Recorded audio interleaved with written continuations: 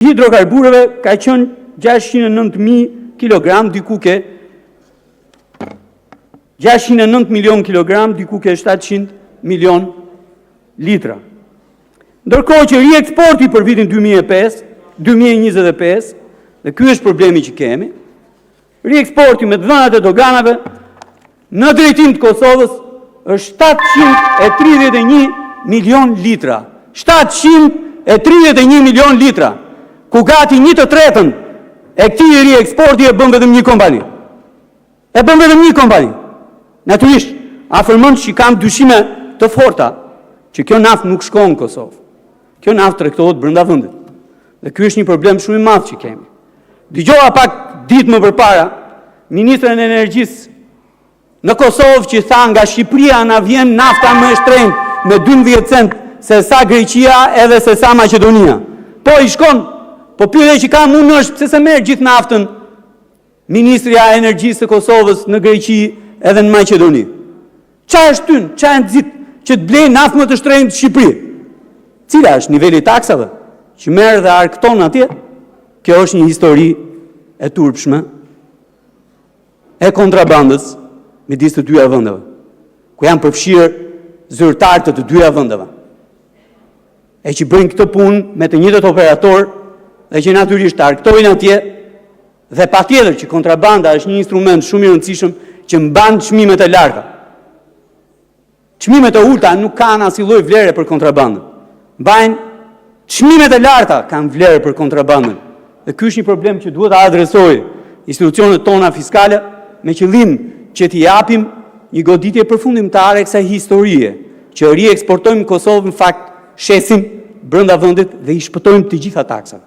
E fundit gjë që kam dhe që lidhet po prapë me transparencën, e kam me bordin po përsëri këtë gjë, shikoj që ka dy çmime në tabelë dhe që ka një diferencë që është 5, 6, shkon deri 12, 13 lek për litër.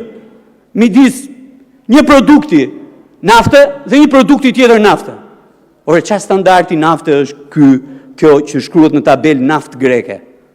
Dhe që është 12-13 lek më e shtrenjtë se sa nafta apo çmimi që ka përcaktuar bordi. Çfarë standardi është? Çfarë standardi është kjo nafta greke që shnohet në tabelë pa asnjë lloj treguesi tjetër dhe thot naftë greke 13 lek më e shtrenjtë se sa nafta standarde në këtë vend? Natyrisht i presin përgjigje dhe përgjigje dua zyrtare nga bordi i transparencës. Faleminderit. Zonja Topalli, keni fjalën, të përgatitet zonja Sinaj. Po nuk ju ka përmendur zoti Berisha.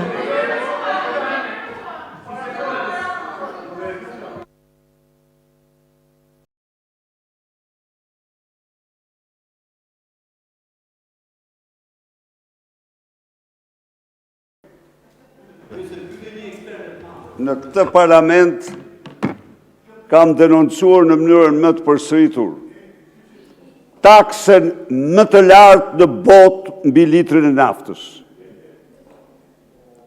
Taksen më të lartë në planet mbi litrin e naftës. Bëj një check-up, gjej një vend tjetër të ketë taksën e Shqipërisë. Spari, së dyti, pasi të normalizohet taksa, jam 100% dakord të nxirret çdo përgjegjësi e tregtarëve. Por, në qoftë se ti vën një taks ku marzhi i fitimit të atij që tregton naftën është më i ulët se sa aty në Maqedoni, s'po bëj avokatin, po bëj të vërtetën unë. Shiko. Gjatë qeverisë sime ka patur 32 licenca nafte. 32 licenca nafte. Por nuk ka patur 400.000 ton kontrabandë qeveritare nafte. Gjatë asaj periudhe ka patur 400.000 automjete dhe janë zhdoganuar 650-720.000 ton naftë. Dhe prodhoheshin në vend 200.000 ton naftë në Ballsh. Po, kurse sot 400.000 ton.